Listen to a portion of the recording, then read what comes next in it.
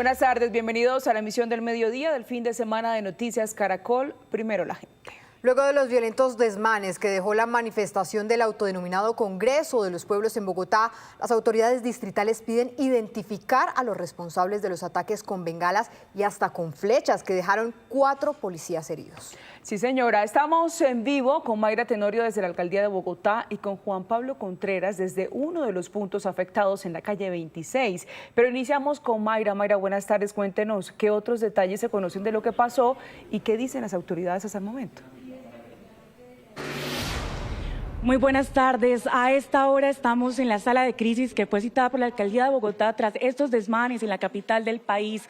Y es que hablamos de violencia, de lo que se ha llamado como terrorismo. Pero antes de hablar de estos anuncios importantes, les queremos mostrar qué pasó en Bogotá.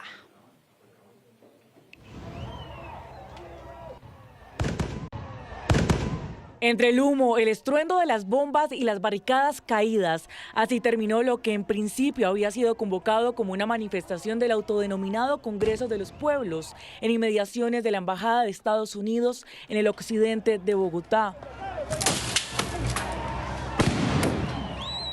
Lo que empezó como una protesta en cuestión de minutos se transformó en esta batalla campal. Los enfrentamientos se extendieron por las calles locales cercanas a la embajada. Detrás de las barricadas, encapuchados lanzaban piedras, bombas y hasta flechas contra los miembros de la unidad antidisturbios. Minutos después, el caos se trasladó a la calle 26, una de las principales vías de la ciudad. Tanquetas y unidades antidisturbios fueron desplegadas sobre este corredor. Desde el aire, un helicóptero de la policía sobrevolaba la zona, coordinando los puntos más críticos. En tierra, más uniformados llegaban como refuerzos mientras los enfrentamientos se intensificaban. Observen cómo algunos de los encapuchados usaron bengalas como proyectiles, escenas de agresión que se repitieron una y otra vez. Las imágenes hablan por sí solas y muestran la violencia extrema a la que fueron sometidos los miembros de la fuerza pública. 4 policías resultaron heridos en la cara, las piernas y los brazos. A este uniformado una flecha le quedó incrustada en su brazo. Estas fueron las flechas utilizadas en los ataques. De los 4 policías lesionados, uno ya fue dado de alta y los otros 3 permanecen bajo observación médica en el Hospital Central de la Policía. Los ciudadanos que transitaban por esta zona también quedaron atrapados en medio de este caos, mientras los gestores de convivencia intentaban auxiliar a quienes corrían buscando refugio. Usuarios de Transmilenio también sufrieron las consecuencias. Varios tramos del sistema fueron suspendidos en la calle 26 y algunas estaciones terminaron vandalizadas. El alcalde de Bogotá, Carlos Fernando Galán, dio la indicación a la policía para intervenir en inmediaciones a la embajada. Calificó a estos encapuchados como delincuentes. Además, rechazó los hechos y pidió a la fiscalía investigar a estos responsables que promovieron la violencia en la capital. Violencia, desmanes y terrorismo. Alcalde de Bogotá, ¿qué anuncia el día de hoy frente a lo que pasó aquí en la capital del país? Bueno, hoy hemos anunciado a la opinión pública que he presentado una denuncia penal ante la Fiscalía General por los delitos de terrorismo, de asonada, intento de homicidio, también de afectación al sistema de transporte público en Bogotá por los hechos que ocurrieron esta semana. Nosotros consideramos que no fueron hechos aislados, fue una acción coordinada, deliberada, financiada, muy bien financiada, y le pedimos a la Fiscalía que con base en esta información se determine quiénes están detrás de esto, porque evidentemente no fue, repito, una protesta pacífica, fue una acción planeada para poder afectar a la ciudadanía, para intimidar a los bogotanos y a las bogotanas, para generar terror en los bogotanos. Nosotros en esta semana identificamos desde muy temprano, el lunes, que había la presencia de unas personas en la Universidad Nacional que tomaron control de un sitio en la universidad, que controlaban la salida y la entrada con manillas, que además entraron violentamente y controlaron a los vigilantes de la universidad, y además, a partir de ahí, eventualmente se activó el PMU Nacional. Esta información la conoció el Gobierno Nacional. Dicho esto, en 5 oportunidades durante la semana nosotros ordenamos a la fuerza pública intervenir por la fuerza para controlar situaciones. Un caso fue en el portal del 20 de julio, un caso fue en San Martín, en el Centro Comercial San Martín, en la Cali con 26, en el CAI San Diego y finalmente en la Embajada Americana. De esas 5, en 4 ocasiones, los que estaban generando esa situación se dispersaron cuando vieron la llegada de la policía. Solamente hubo choque finalmente en la Embajada Americana. Pero nosotros consideramos que fue una situación, repito, deliberada. Conocimos la información el jueves en la noche que tenían el plan de afectar la embajada con una protesta.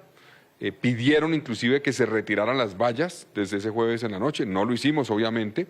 Y el viernes conocimos media hora antes de ese ataque a la embajada que estaban planeando atacar con violencia a la embajada. Y por eso reforzamos el esquema que tenía de protección la Policía Metropolitana con la embajada, y una vez llegaron y empezaron utilizando flechas, artefactos, hechizos, por ejemplo, actuó la policía y controló la situación, que duró tal vez la intervención cerca de 2 horas y media. Entonces, estos hechos son muy graves, demuestran una intención de desestabilizar la ciudad, una intención deliberada, organizada, y creemos que es fundamental que la Fiscalía actúe. Y finalmente, el Gobierno Nacional tiene la responsabilidad y la obligación de impedir que gente como esta se arme y haga esto en las ciudades también, porque estaban dialogando con el gobierno. Entonces el gobierno tiene que actuar y no puede fallar en su responsabilidad.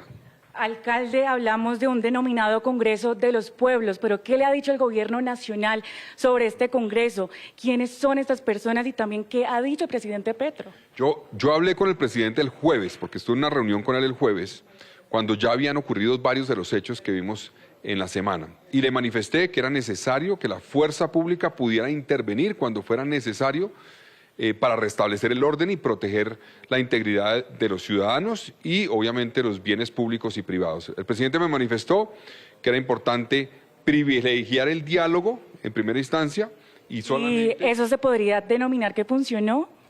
No, evidentemente, pues el viernes era imposible porque se agotaron las instancias de diálogo. Ahora, aquí es importante mencionar una cosa. Aquí hay unas reglas y una ley que hay que cumplir y que la policía tiene que cumplir y nosotros también. Esas reglas dicen que cuando hay una situación de choque, se intenta por medio del diálogo con gestores desarticular esa situación. Si no se puede, los gestores con Ministerio Público le informan al PMU, al PMI y nosotros actuamos. Le pedimos a la policía intervenir. Así funciona el orden de las cosas. Entonces, en esta ocasión, repito, llegamos al punto de ordenar la intervención en 5 ocasiones, solamente en una se materializó. Pero evidentemente el Gobierno Nacional tiene que comprometerse con el país y con Bogotá a que cuando haya necesidad de utilizar la fuerza para restablecer el orden, se permita hacerlo. Gracias, alcalde, por estar aquí en Noticias Caracol, compromiso clave a esta hora aquí en la Alcaldía de Bogotá. Pero precisamente hablamos de estas armas que fueron utilizadas, bengalas y flechas. La gente, ¿le alcanzó a tocar el brazo? Estas flechas retrataron una tarde de barbarie. Como en una película de la prehistoria, la fuerza pública fue atacada por los encapuchados con estas armas, con una punta metálica amarrada con una soga a un palo de bambú y en el otro extremo unos estabilizadores que cortaban el viento. Entre la tensión, las flechas caían una tras otra, cubriéndose el rostro, pero algunos identificándose con chaquetas de la Guardia Indígena, empuñaron sus arcos y sin piedad lanzaban las flechas hacia los policías. Aquí no es protesta, aquí es vandalismo, terrorismo, lesiones personales y la intencionalidad de dispararle con esas armas que vimos ayer. Ya desbordaron el nivel de la protesta pacífica, se pasó a delitos y cuando intentan dañar o asesinar a un policía, lo que hay que hacer es utilizar fuerza, incluso la letal. Fue cuestión de segundos para que quedaran ancladas a los protectores de los uniformados de la Unidad de Diálogo y Mantenimiento del Orden. Sin poder hablar e intentando salir de la nube de gases lacrimógenos, caminaban a media marcha, heridos y con las flechas enterradas en sus extremidades. Que están utilizando las universidades como centro de acopio para todas estas armas que utilizan. Los policías tienen familias, los policías tienen mamás, tienen hijos, lo están esperando todos los días en sus casas. Y yo no veo al primer policía combatiéndolos a ellos con un machete, con un cuchillo, con una lanza, En medio del caos, no solo se enfrentaron a las flechas, se cubrían de los disparos que venían de unos tatucos artesanales que lanzaban bengalas como ráfagas hacia los uniformados. Los disturbios se extendieron por más de 3 horas. Las piedras sobre la calle 26, la gente con tapabocas o con sus chaquetas intentando cubrirse la nariz de los gases y las caravanas de los policías patrullando la zona marcaron los detalles de una violenta jornada. Sin duda una barbarie. Y tras estas manifestaciones, la Universidad Nacional y algunas estaciones de Transmilenio resultaron con graves afectaciones en su infraestructura. Juan Pablo Contreras se encuentra en uno de los puntos vandalizados. Juan Pablo, cuéntenos, ¿cuál es el panorama a esta hora? Catalina, ¿qué tal? Muy buenas tardes. Justamente me encuentro en la estación Corferias de la Troncal 26 de Transmilenio, la estación que más afectaciones tuvo tras estas protestas del Congreso de los Pueblos desarrolladas ayer durante la tarde. Esta estación en particular tuvo afectaciones en las ventanillas de pago, casi todas quedaron destrozadas, los torniquetes de pago también quedaron destrozados. En este momento, trabajadores del sistema de Transmilenio están, primero que todo, limpiando todos los estragos. Vemos que quedaron algunas piedras, algunos vidrios en el piso y están restableciendo todo este sistema de torniquetes para que sea posible restablecer el servicio. Hoy esta estación no está prestando servicio como normalmente lo hace, varias de sus infraestructuras terminaron vandalizadas, pero mire que no simplemente fueron las estaciones de Transmilenio, sino también fue la Universidad Nacional la que quedó vandalizada el día de ayer. Hablamos con la vicerrectora y esto fue lo que nos dijo. Rechazamos las acciones violentas, rechazamos que la universidad haya quedado en medio, porque esa fue la situación concreta de este tipo de confrontaciones que afectaron, por supuesto, a la ciudadanía. Pese a que las organizaciones que llegaron a la universidad, que ingresaron sin autorización, nos manifestaron que era una protesta y una movilización pacífica, y en efecto así fue como sucedió hasta el día viernes, pues que encontramos esta situación. Es entonces también la voz de rechazo desde la Universidad Nacional a esta manifestación que causó varios daños en su infraestructura. Según nos dicen, desde el centro educativo está planeado que hoy a las 3 de la tarde se desplacen las comunidades indígenas hacia sus territorios. Noticia en desarrollo en Noticias Caracol. En otras noticias Caracol del día, el presidente Gustavo Petro anunció cambios en la cúpula de la Policía Nacional. Se va el general Carlos Fernando Triana de la dirección de la institución y con este ya son 3 los generales que han dejado el cargo durante su mandato. El general Carlos Fernando Triana Beltrán dejará la dirección de la Policía Nacional tras 8 meses en el cargo. Su salida fue anunciada por el presidente Gustavo Petro, quien, aunque destacó su gestión, consideró necesario impulsar cambios de fondo dentro de la institución para corregir algunas fallas. El mandatario mencionó el caso Amalfi, en donde murieron 13 policías, como una de las razones. Con la salida del general Triana, ya son 3 los directores que han dejado el cargo durante el gobierno Petro: los generales Henry Sanabria Celi, William René Salamanca y ahora Carlos Fernando Triana Beltrán. Estos cambios también pueden afectar la manera en que la inteligencia y la investigación criminal se va consolidando, este músculo probatorio, esta capacidad de fuerza alrededor de la investigación criminal, que naturalmente en el contexto del proceso penal y el sistema de justicia toma varios meses, queda un poco, generar unos retrasos, un congelamiento y una dificultad para volver a optimizar las investigaciones. Según los expertos, la alta rotación en la dirección de la Policía Nacional dificulta la continuidad de las estrategias y retrasa también los resultados. Para que una política de estrategia, seguridad y política integral de la Policía Nacional se pueda reflejar con toda la capacidad operativa, administrativa y la arquitectura institucional, se ha encontrado que entre 1 y 2 años es el promedio en el cual se logra estabilizar y dar resultados contundentes. El presidente Gustavo Petro informó que espera que este nuevo relevo contribuya a fortalecer la Policía Nacional y a construir una estrategia de seguridad más efectiva. Las fuerzas militares seleccionaron a 20 oficiales del Ejército, la Armada y la Fuerza Aeroespacial para adelantar cursos de ascenso en el 2026. Entre los seleccionados hay coroneles y capitanes de navío que desarrollarán cursos de altos estudios militares y defensa nacional. Del Ejército son 12 coroneles que llevan 30 años de servicio. De la Armada Nacional son 5 y de la Fuerza Aeroespacial Colombiana 3. Esta decisión se tomó por su trayectoria, desempeño, liderazgo y perfil profesional.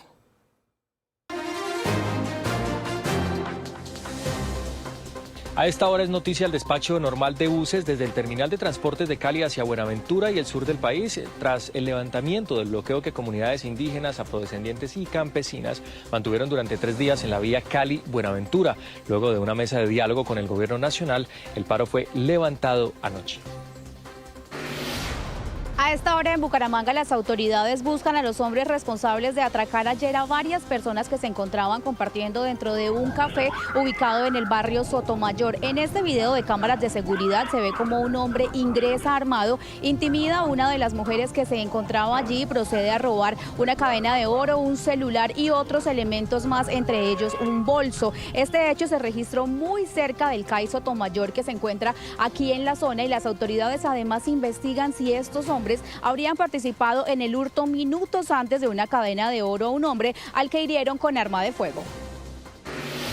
A esta hora es noticia en Atlántico la captura de 11 presuntos integrantes de la banda delincuencial Los Pepes en medio de un operativo contra el microtráfico. Las capturas se dieron en el municipio de Malambo, donde según las investigaciones los detenidos conformaban una red de comercialización de estupefacientes. Dentro de los capturados se encuentra alias La Negra, una mujer de 45 años señalada de ser la cabecilla de esta estructura criminal. A esta hora es noticia en Bogotá la llegada del segundo tren del metro a la capital. Después de recorrer cerca de 1000 kilómetros desde el puerto de Cartagena, estos primeros 4 vagones llegaron esta madrugada al patio taller del metro de Bogotá en la localidad de Bosa. Se espera que en los siguientes días lleguen los 2 vagones restantes de este metro para que comience su proceso de ensamblaje.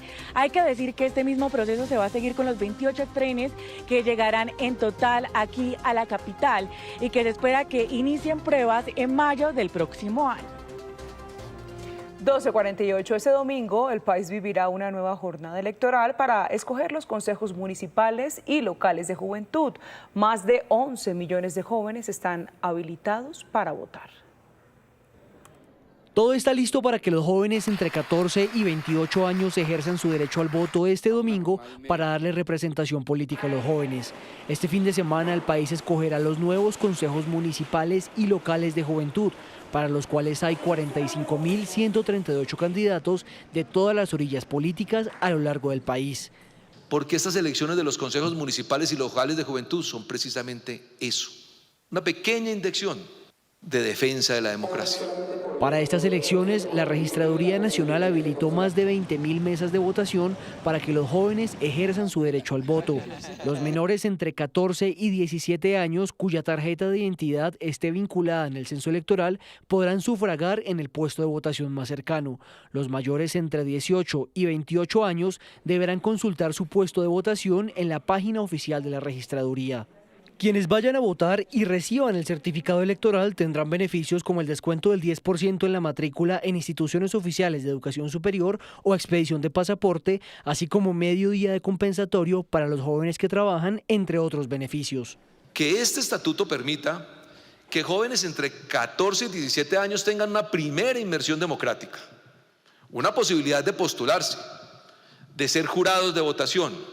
La jornada electoral comienza a las 8 de la mañana y finaliza a las 4 de la tarde, por lo que la Registraduría invita a votar temprano para evitar contratiempos. Además, en algunas ciudades como Cartagena, Yopal, Ciénaga y Montería habrá ley seca desde las 6 de la tarde de este sábado hasta las 6 de la mañana del próximo lunes. Noticia: Brasil, 15 personas murieron al accidentarse un bus en el estado de Pernambuco.